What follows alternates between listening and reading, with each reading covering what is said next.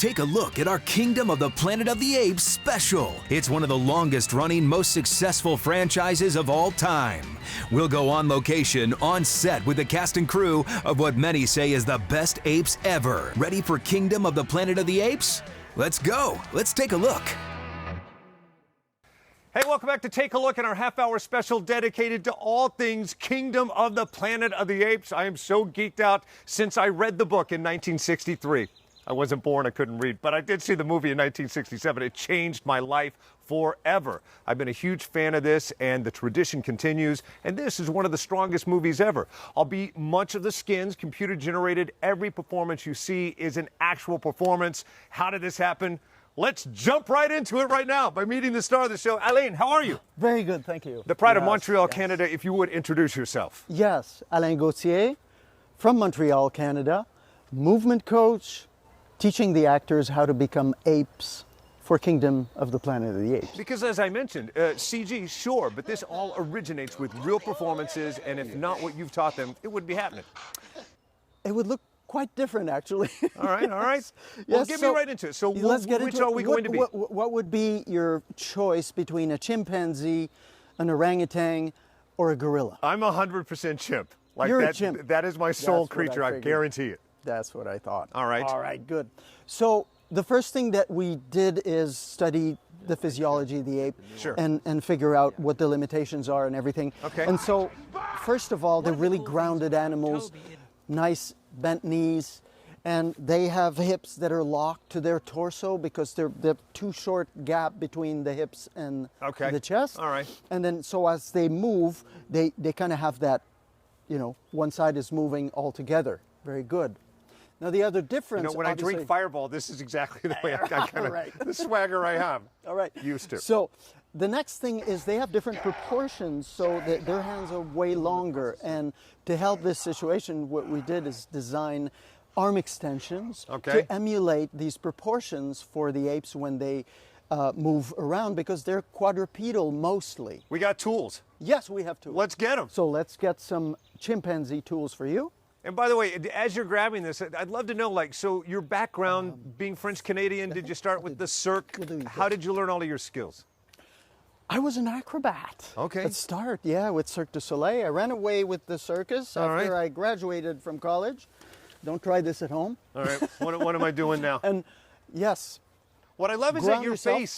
face, I know you're the movement coach, but your face actually does contort a little bit when you go into it. I noticed. Totally, because the character becomes fully integrated. All right. So here we go. You have the same gap between your armpits and your hips that is between your feet and the extensions. Okay. And when you move your right foot forward to walk, the left hand moves the stilt forward. So right foot left. Nope, the opposite. There you go. And then the next one, same thing. And the next one, same thing. Oh, yes, that's it. That's it, good. Yes. Because this is like dancing, I look so awkward. You were so graceful as a chimp. There you go. Okay. All right, so right with left, left with right.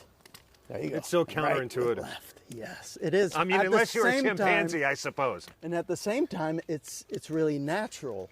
And then what happens when they get super excited or they're alert? Something's Alert. in the woods. Or they'll Yeah, and look around. that's a totally different thing going on. Yeah. You are amazing. So give me a moment, like an actual action from the movie that we would have seen you teach the performers. There's a problem. There's an enemy's coming. And the apes are going, and they have to leave. There you go. I did absolutely nothing there but embarrass myself. You, sir, are amazing. I'd love to shake hands, but no need to get out of this anytime soon. Awesome work. Thank you. I can't wait to see, let you see how this translates to the big screen. And by the way, why you should see it on the biggest screen ever. Coming up in a moment, we'll talk to the director about that. And of course, Nova and Noah, the actors behind it that learned all of this. You'll meet them next as our Take a Look half-hour Kingdom of the Planet of the Apes special continues. Don't move.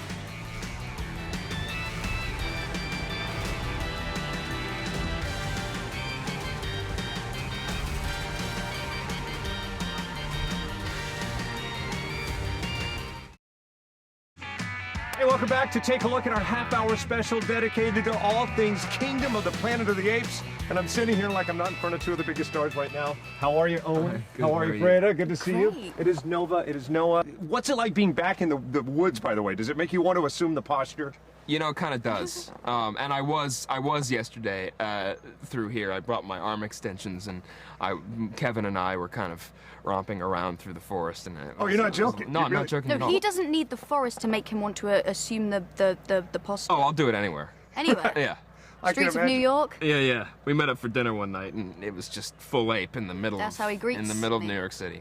And did you say, stand up, sir? I went, oh, for God's sake, here we go again. He's back. She's sick of it. My mom would say, if you keep slouched like that, you're going to be like that forever. You know what? I turned it into a career. So Indeed you there we- did. There we go. Well, congratulations. What kind of reward was it when you finally saw the finished product? You had been acting against him as this with maybe a camera in front of his face, but to see the finished product.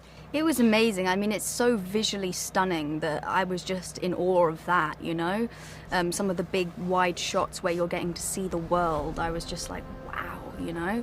And then, of course, getting to see them actually be apes, although I was shocked at how it wasn't that weird seeing that, because I could see them all in the apes so clearly. And also, it was just everything that they did in front of me was there. It just so happened they have a lot more hair now, and their faces are a little bit different. Right. But it was all of them. Yeah. So I was shocked at how unfazed I was by the fact that they're all apes now. Yeah, that's the amazing thing about performance captures, that everybody in the movie is like, you can tell who's who, without even having seen the performances. Like, Sure. Travis and Lydia, like Peter, Kevin, they're all in the apes so much. That is their performance. And the acting, Yeah. Oscar-winning worthy performances in this. And you don't want to be near me or stuck next to me on a flight when I'm trying to explain to someone, no, this is every bit acting. It is not computer generated. Sure, the skins, but the performance is there pure. Yeah, it's a costume. Yeah. What they've done, Yeah. Yeah. And it's exactly. And it's moving. In fact, proof in the pudding, I want to take a look at a scene. Hey, watch this.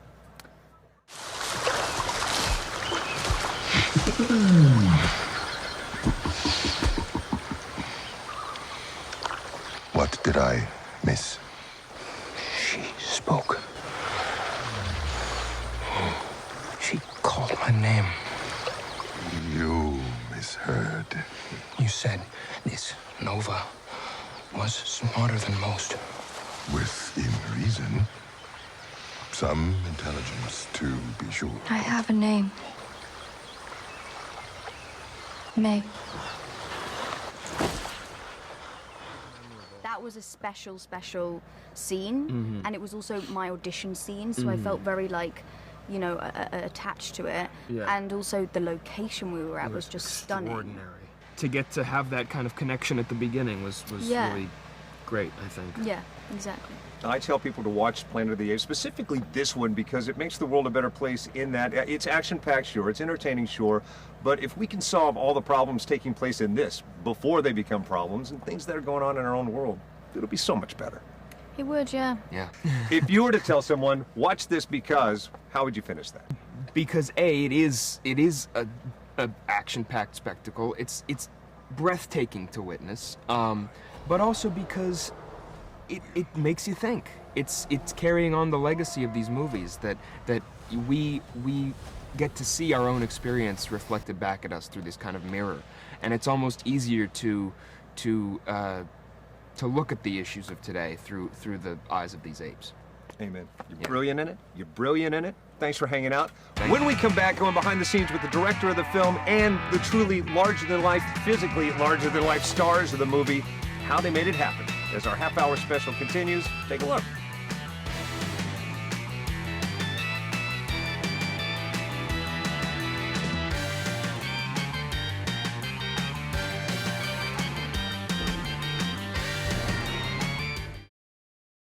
Hey, welcome back to take a look at our half-hour special dedicated to all things Kingdom of the Planet of the Apes. I'm in front of two of the biggest stars of the movie. Hey, at least your characters, by the time the CG's added, you're definitely the bigger stars of the movie. Gentlemen, we all know who you are, but if you would introduce yourself and tell us the character. My name is Kevin Durand, and I play Proximus Caesar. Peter Macon, Rocka. Rockatan. What's crazy is how much the moment your characters come on, how many gazillion layers of pixels and CGs on top of you, but I see you, and I see you. Like, it's so clear. The acting is definitely pure through these performances, right? Oh, thank you. Yeah, it's an amazing thing. The first time that I saw it was last week, and I was in awe of it, but at the same time, I couldn't stop seeing all of my friends in ape form, but I saw all their expressions, their idiosyncratic behavior, and there was so much care and artistry put in to that year of work after we wrapped, so that they could actually honor what we did to the point where we see ourselves. Sure. And who would have known? Like actually Wes Ball was saying that he is doing a cut right now where he's going to have the cut of the film that you'll see in theaters playing at the same time next to a cut of the film with just Brilliant. us in our suits. So then you'll actually be able to see that it's actually performance capture and what that means. You know? Right. Yeah, tiny little high-def cameras right here to capture every minutia, every twink, every and that's why you're able to see the actors underneath. It's when you see Dar, when you see Sarah, Owen's Noah's mother. All I see is Sarah. You know what I mean? It's like that, or Neil, his father. I Absolutely. see Kevin, Travis, and that was what was so fun, because I'm like, oh wow, these are my buddies I haven't seen forever, and now we get to see it, because while we were shooting it, you go and look at the playback, and this is you in a suit, and you're trying to get some technical information down, but you don't get the full. So we're experiencing it for the first time as well, as audiences are too. So it's super exciting stuff. It makes me feel like a little kid when watching this movie.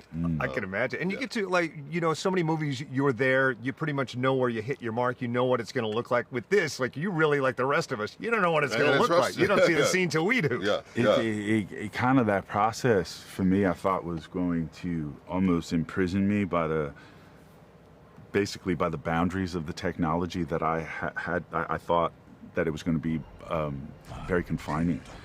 It ended up being completely the opposite, where I got to 100% shed my annoying human vanity and just buy in fully. There was never did I think, do I look okay from this angle?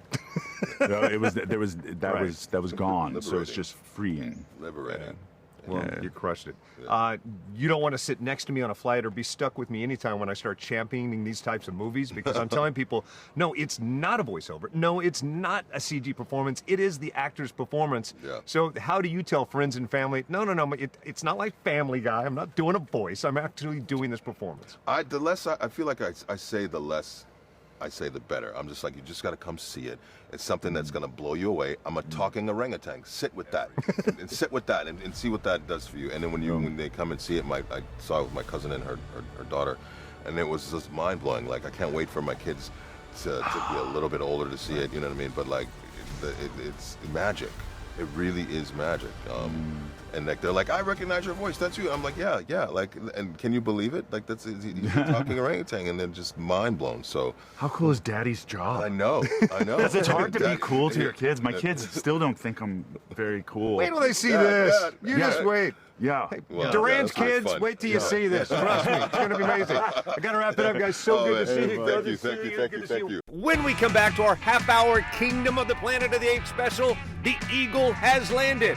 That's an Easter egg to one of the more pivotal moments of the film. Also, Wes Ball, the director, made it for the biggest screen possible. Why you should see it that way? We'll take a look next. What a wonderful day! What a wonderful day!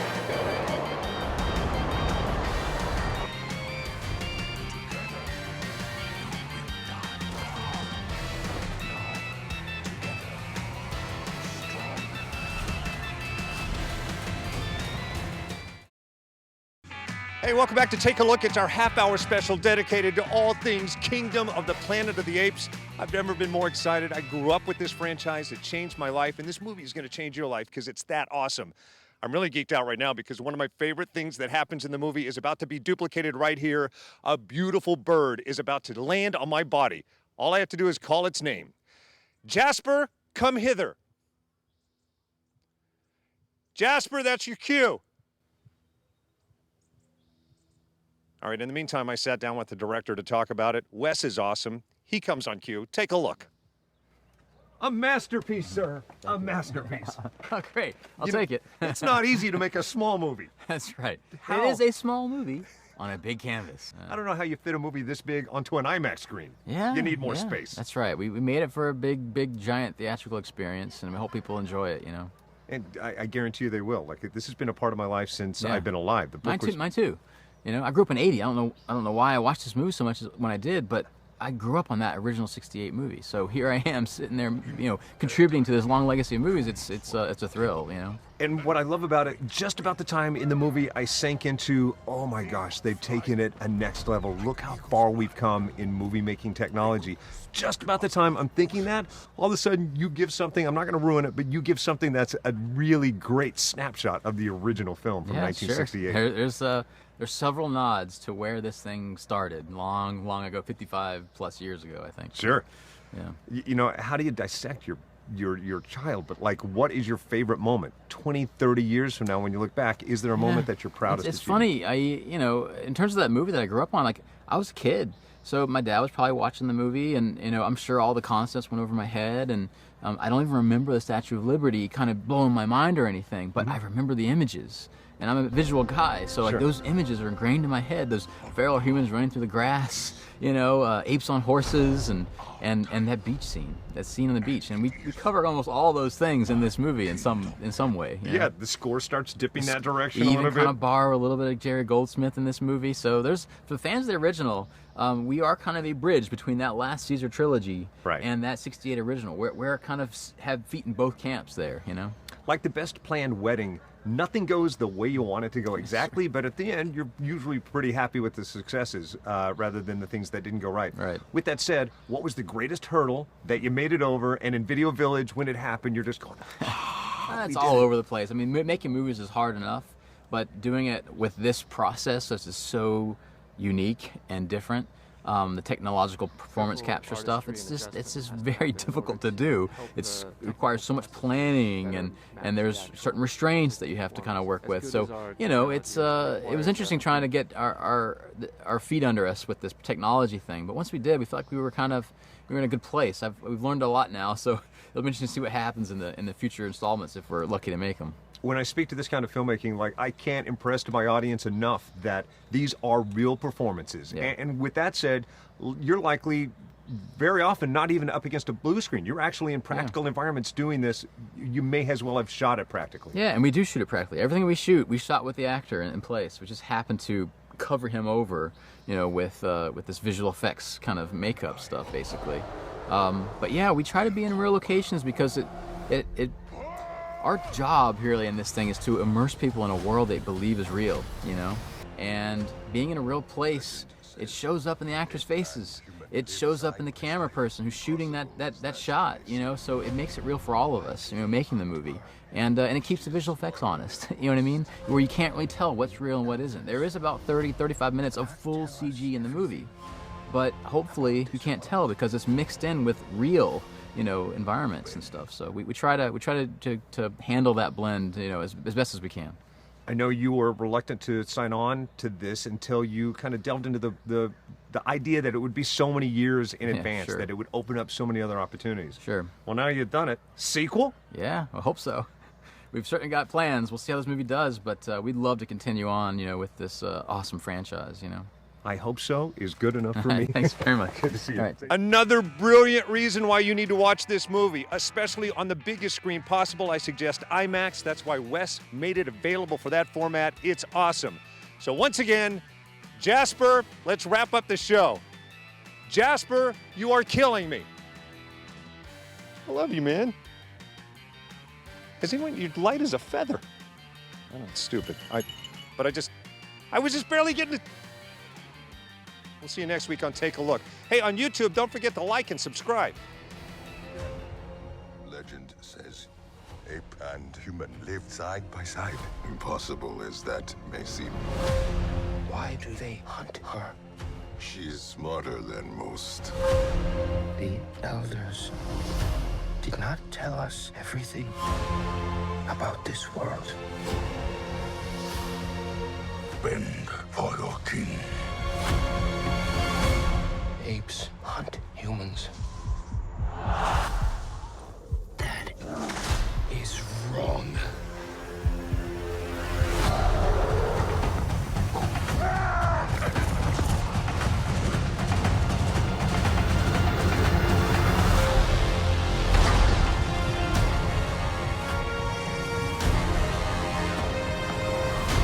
Together, you will die.